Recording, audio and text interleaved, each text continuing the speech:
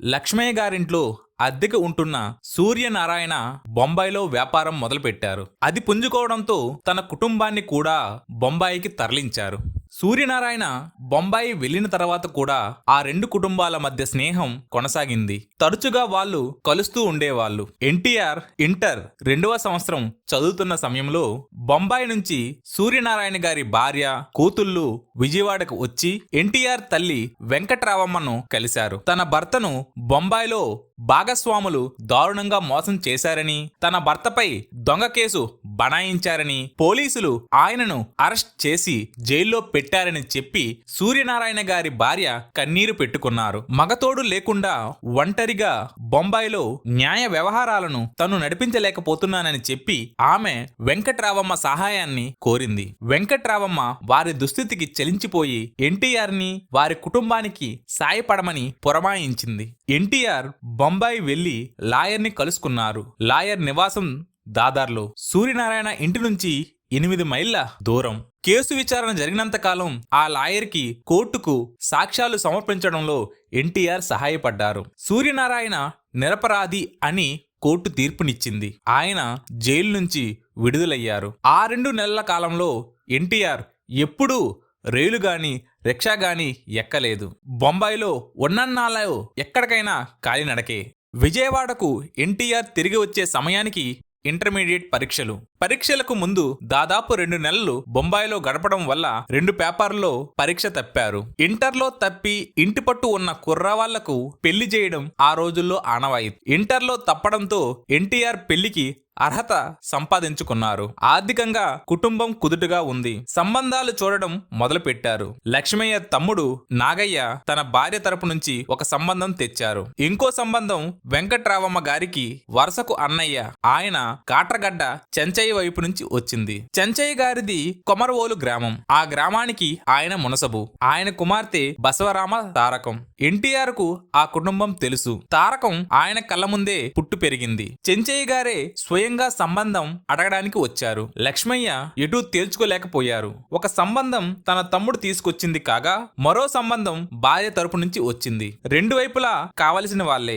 ఎవరిని కాదన్నా, ఎవరి మనసును కష్టపెట్టినా చివరకు బాధపడవలసింది తానే. అందుకే ఎన్టీఆర్ అభిప్రాయం అడిగారు. ఆయన చెంచయ్య గారి సంబంధం వైపు మొగ్గు చూపారు. లక్ష్మయ్య ఈ విషయంలో తటస్థంగా ఉన్నారు. సోకురామయ్య కూడా బసవరామ తారకమే తమ తారకరాముడికి సరిజోడి అన్నారు. తను చెప్పిన సంబంధం కాదన్నారని నాగయ్యకు కోపం. లక్ష్మయ్యపై కక్ష పెట్టుకున్నారు. ఎన్టీఆర్ నెమ్మకూరు వెళ్లి సోకురామయ్య వద్ద ఉన్నారు. పెళ్లి ఖరారైంది. పెళ్లి పత్రికల్లో వరుని తండ్రి నందమూరు రామయ్య అని రాసి ఉంది. నాగయ్యతో మనస్పర్ధలు, తగాదా ఏ అనర్థానికి దారి తీస్తుందోనని భయపడి కుమారుని వివాహానికి రాలేమన్నారు లక్ష్మయ్య. 1942వ సంవత్సరం మే 2వ తేదీన కొమరవోలులో ఎన్టీఆర్ బసవరామ తారకముల పెళ్లి జరిగింది. పెళ్లికి లక్ష్మయ్య, వెంకట్రావమ్మ హాజరు కాలేదు. పెళ్లి జరిగిన కొంతకాలానికే లక్ష్మయ్య భయపడినదంతా జరిగింది. తన పొలాన్ని నాగయ్య అమ్మకానికి పెట్టినట్లుగా లక్ష్మయ్యకు వార్త అందింది. ఈ వార్త వినగానే ఆందోళనతో నెమ్మకూరు వెళ్లి చూడగా తన తమ్ముడు నిజంగానే విశ్వాసఘాతుకానికి ఒడిగట్టినట్లు రుజువైంది. తాను డబ్బు తీసుకోలేదని వాదించాడు నాగయ్య. పసిపిల్లవాడిలా చెప్పినదంతా నమ్మే అన్నగారి విశ్వాసానికి చాలా సులభంగానే అతను విఘాతం కలిగించాడు. లక్ష్మయ్య సర్వము కోల్పోయారు. వైకంఠ పాలిలో పాము నోటికి బలై నిచ్చెన పైమెట్టు నుంచి మళ్లీ మొదటి మెట్టుకు పడిపోయినట్లు అనిపించింది లక్ష్మయ్యకు. ఉమ్మడి కుటుంబం నుంచి విడిపోయినప్పుడు ఆయన ఆర్థిక పరిస్థితి బాగానే ఉండేది. తర్వాత అప్పు తీర్చడానికి పొలం అమ్ముకున్నారు. బెజవాడలో పాల వ్యాపారం కలిసి వచ్చింది. పొలం కొన్నారు.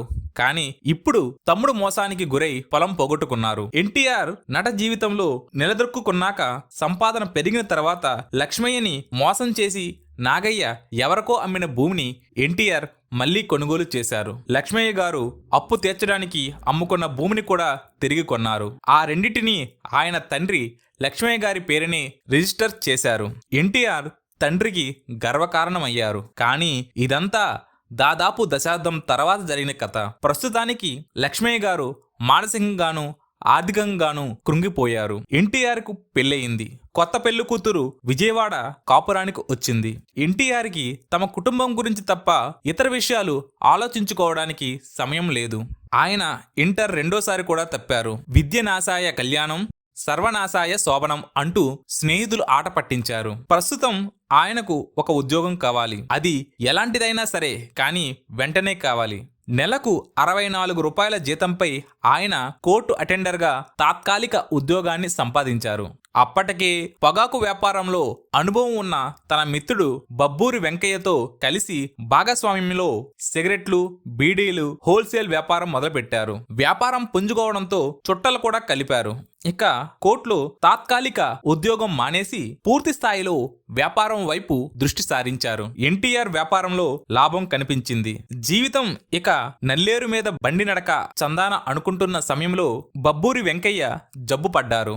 వ్యాపారం నుంచి విరమించుకున్నారు. ఎన్టీఆర్ కు వ్యాపారాన్ని ఒంటరిగా నడిపించగలిగే సామర్థ్యం, వ్యాపార జ్ఞానం, ఆర్థిక బలం లేవు. వ్యాపారం మూసేయాల్సి వచ్చింది. పొగాకు వ్యాపారంలో ఉండగా ఎన్టీఆర్ కు చుట్ట అలవాటైంది. గుడ్డిలో మెల్ల ఏమిటంటే రోజుకు 1 లేదా 2 చుట్టలు మాత్రమే కాల్చేవారు. ఆ వ్యాపారం మూసేసిన తరువాత కొంతకాలం ఒక ప్రింటింగ్ ప్రెస్ నడిపారు. అందులో కూడా నష్టం వచ్చింది. చాలా తొందరలోనే ఆ ప్రెస్ ను మూసేశారు. వాళ్ళ కుటుంబం పెద్దది. ఇప్పుడు ఎన్టీఆర్ కు ఒక కొడుకు ఉన్నాడు. పెరుగుతున్న కుటుంబానికి తగినట్లుగా ఆ ఇంటికి ఆదాయం లేదు. లక్ష్మయ్య గారు డాబా ఇల్లు అమ్మేయాలి అనుకున్నారు. 3వసారి పరీక్షలో ఎన్టీఆర్ ఇంటర్ పాస్ అయ్యారు. వ్యాపారాల్లో చేతులు కాల్చుకున్నారు. ఇక నిమ్మకూరుకు వెళ్లి పొలం సాగు చేసుకోవడమే మంచిది అనుకున్నారు. సోకురామయ్య విజయవాడకు వచ్చినప్పుడు ఆయనతో ఎన్టీఆర్ తన నిర్ణయాన్ని చెప్పారు. ఆ మాట విని రామయ్య బాధపడ్డారు. ఎన్టీఆర్ చదివి ప్రభుత్వంలో అధికారిగా ఉద్యోగం సంపాదించాలని ఆయన కోరిక. రైతు జీవితం కావాలనుకుంటే విజయవాడలో అన్ని సంవత్సరాలు కష్టపడాల్సిన అవసరం ఏమిటి అని ఆయన ప్రశ్నించారు. పొలం దున్నడానికై అయితే 5వ తరగతిలోనే చదువు ఆపి ఉండాల్సింది కదా అని కేకలేశారు. రామయ్య అలా ఒంటి కాలు మీద లేస్తే తన నిర్ణయానికి ఎన్టీఆర్ ఇంకొక కారణం చూపించారు. బిఏ చదివేందుకు విజయవాడలో కాలేజీ లేదు. గుంటూరు వెళ్ళాలి. ఒకవేళ అక్కడ అష్టకష్టాలు పడి చదివినా బిఏ పరీక్ష నెగ్గుతామని గ్యారెంటీ ఏమీ లేదు అన్నది ఆయన వాదన. రామయ్య తన పంతాన్ని వదల్లేదు. చదువుకునే ఉద్దేశం పట్టుదల ఉండాలే గాని విజయవాడైనా గుంటూరైనా ఒకటే అని గట్టిగా అన్న తర్వాత ఎన్టీఆర్ ఇక మాట్లాడలేదు. బిఏ చదవడానికి గుంటూరులోని ఏసీ కాలేజీలో ఎన్టీఆర్ చేరారు. కాలేజీ చదువు నెపంతో ఆయన తండ్రికి సాయం చేయడం మానలేదు. అది ఆయన తత్వం కూడా కాదు. మునపటిలాగే పాల వ్యాపారంలో తండ్రికి సాయం చేస్తున్నారు. జొన్న అన్నం తిని రోజు రైల్వే స్టేషన్ కు 3 కిలోమీటర్ల దూరం నడుచుకుంటూ వెళ్లేవారు. ఉదయం 8:30 గంటలకు గుంటూరు రైలు ఎక్కేవారు. ఆ రోజు చివరి క్లాస్ లేకపోతే సాయంత్రం 4:30 గంటలకల్లా తిరుగు రైలు బండి పట్టుకునేవారు. చివరి క్లాసు తెలుగు సాహిత్యం అయితే ఆ రైలు అందేది కాదు. అలాగే సాయంకాలం నాటకం రిహార్సల్ లేదా విద్యార్థుల సమావేశం ఉంటే రాత్రి 10:20కి రైలు బండి పట్టుకుని రాత్రి 11 గంటల తర్వాత ఇల్లు చేరేవారు. అర్ధరాత్రి అపరాత్రి అని చూడకుండా చీకట్లో లాంతర పట్టుకుని మా అమ్మ నా కోసం దారి కాసేది అని ఎన్టీఆర్ చెప్పేవారు.